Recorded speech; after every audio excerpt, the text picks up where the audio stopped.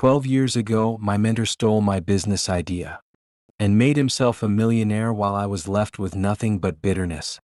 This has been a mantra in my head and my identity for years, not because I enjoyed it, but because the pain of betrayal and the pain of underachievement did a number on my psyche. My name is Daniel Mercer. I'm 37 years old now, but some mornings I feel 70.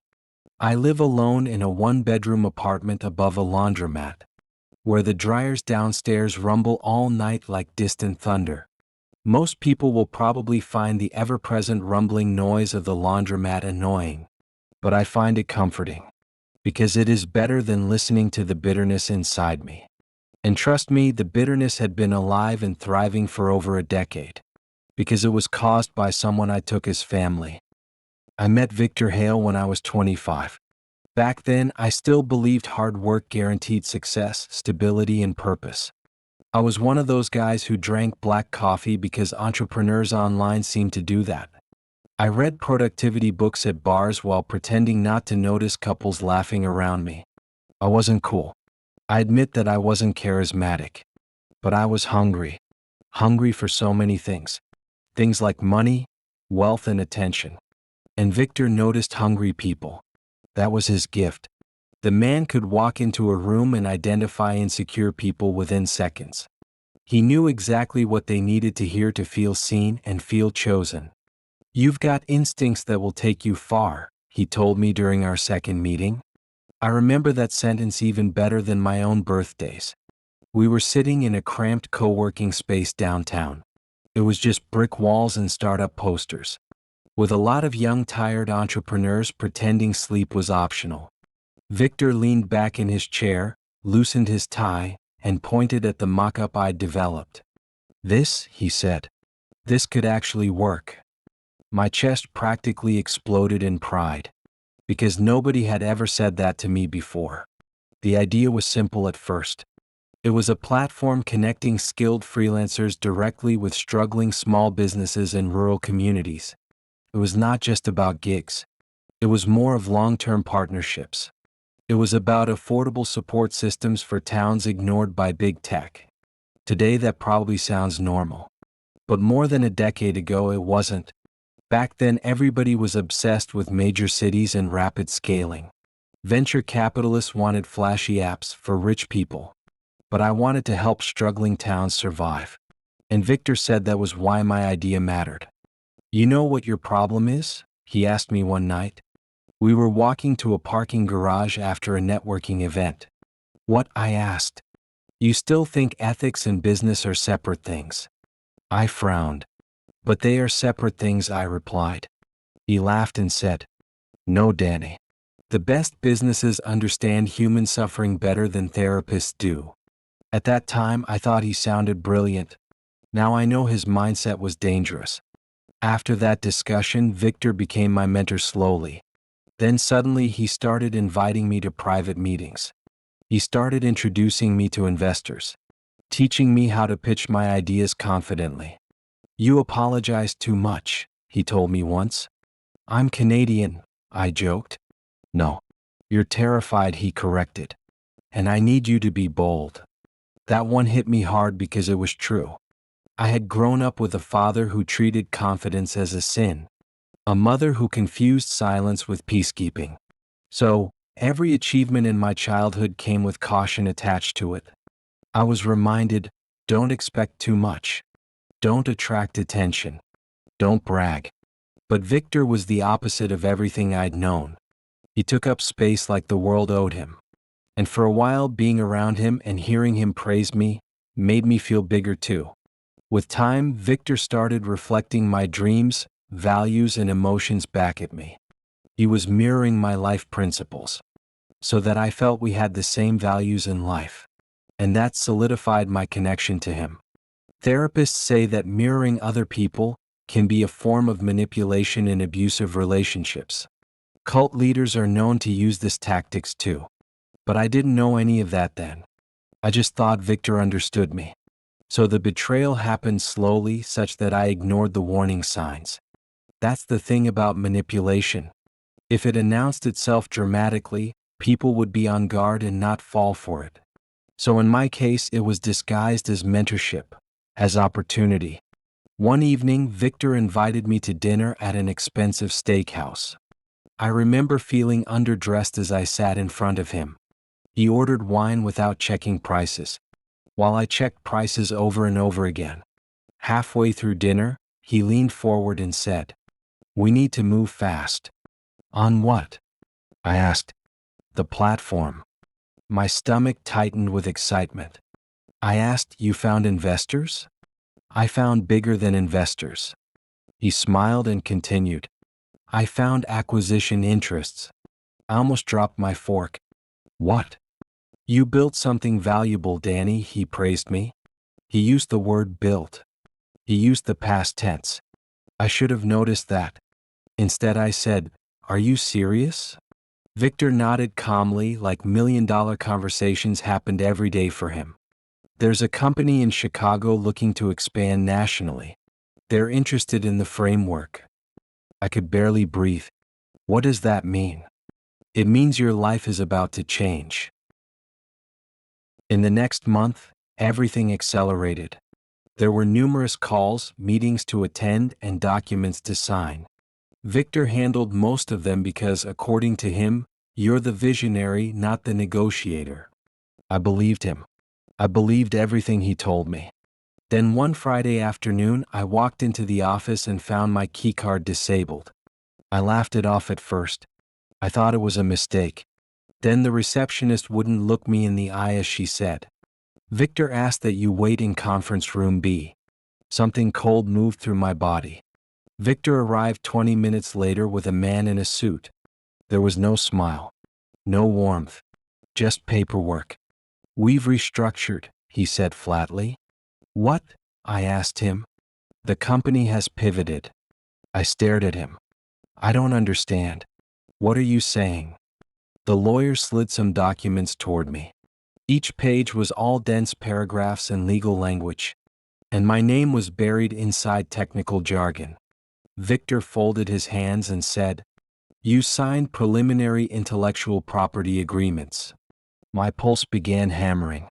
"No, I did not," I replied, shaking my head. "Yes, you did," was his smug response. "But that was partnership paperwork." I almost shouted, but he countered by saying, "It included transferable ownership clauses." I stared at him like I was seeing a stranger wearing Victor's face. I tried again, saying, "You said." Victor interrupted me, saying, "I said we needed protection for investors. But you said this was ours." I continued. He went silent. Then he made the sentence that changed my life. "You were never ready to lead something this big." I actually stopped breathing for a second. Physically, not metaphorically, because my body forgot how. People think betrayal feels explosive. No, it doesn't. Not at first. At first, it felt confusing, because my brain was struggling to accept that what was happening was real, that the person who I trusted the most was betraying me with such nonchalance.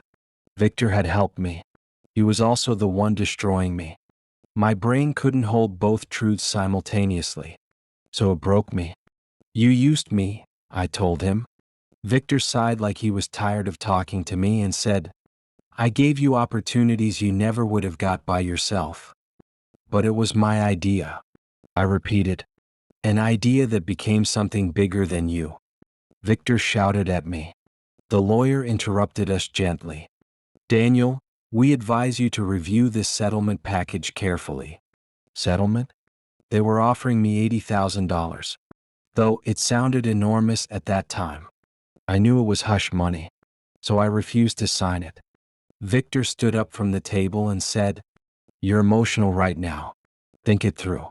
You'd see I'm right." And I lunged at him across the table. "You stole my life," I shouted. "No, I improved your idea," he said quietly. He walked to a corner, lit a cigarette, and stared at me boldly. His boldness made me realize how helpless I was. I wish I could say I fought back heroically, but I didn't. I panicked and I yelled. I threatened lawsuits that I knew I could not afford. And Victor remained calm the entire time. His calmness haunted me more than the betrayal itself. Because calm people make you feel irrational and crazy. And once you feel irrational, you stop trusting your own judgment and unconsciously hand over your power to your manipulator. I improved your idea. I made it what it is now. That was Victor's word to me. That sentence became a parasite in my head. For years, I replayed it in my head during showers, during traffic, at work, at dates, every second of the day. And bitterness became my constant companion. 3 years later, Victor's company sold for hundreds of millions. I saw his face in a magazine while buying cold medicine. Visionary entrepreneur transforms rural business economies. I threw the magazine across the pharmacy. The cashier stared at me. I apologized profusely and instead bought whiskey and left. The thing nobody tells you about unresolved betrayal is that it leaks. It leaks into everything in life. I became suspicious of kindness. I was defensive around successful people. I was emotionally unavailable with women who genuinely cared about me. All my conversations somehow always returned to what Victor did to me. Even when I didn't mention him directly, his presence and what he did to me was always at the background, like mold behind walls. I dated a woman named Claire for almost 2 years. She was a trauma therapist, which should have scared me away, but it didn't. One night we were eating Thai food on her couch when she muted the TV and said, "You talk about him like he's still controlling your life." I laughed bitterly and said, "Well, he ruined my life." "No," she said carefully. "He hurt you years ago. But you've been helping him to continue hurting you." I got angry and asked her, "You think I enjoy feeling this way?" She replied calmly, "No. I think your entire identity is now centered around the betrayal."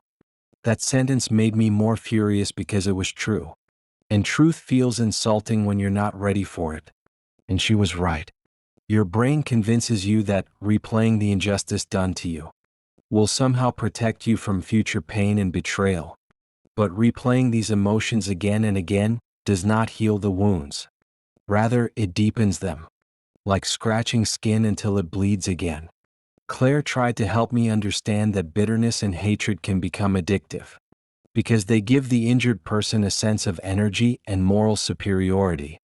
Hating Victor meant I remained connected to the story of the betrayal. But if I let go, then what? I will just be another failed entrepreneur, pushing spreadsheets in a mid-level operations job. I will just be another loser. So the bitterness and hatred gave my suffering meaning. Without it, I feared I would disappear. Then Claire left me 6 months later. The breakup was not dramatic, which somehow made it worse. She sat across from me at her kitchen table, looking exhausted. "I care about you, but you are still living emotionally in 2014, she said softly. "I'm trying," I replied sadly. Tears filled her eyes as she continued, "I know, but you don't want healing as much as you want justice." I didn't answer her because she was right.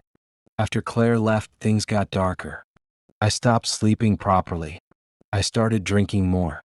I still went to work. I still did normal things. But internally, my life was emotionally colorless. That was me for years. I had high-functioning depression. Then came the panic attacks. The first happened in a grocery store. I was trying to make a choice of pasta sauce and telling myself to buy the cheaper one, when suddenly my chest tightened violently. My vision blurred and my heart started racing. I was sweating so much I genuinely thought I was dying. When the ear doctor asked me about stress, I laughed so hard I almost cried. The second panic attack happened while watching an interview of Victor online. That one taught me something terrifying, that my body still reacted to him even after 12 years. I guess that is what long-term bitterness does. It makes your nervous system unable to differentiate past memory from present threat. So, your body keeps reliving the past trauma as if it is happening in the present.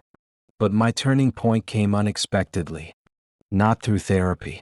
Not through inspiration. Not through revenge. But through my father. Dad had a stroke during winter. It was mild, thankfully. but the recovery changed him.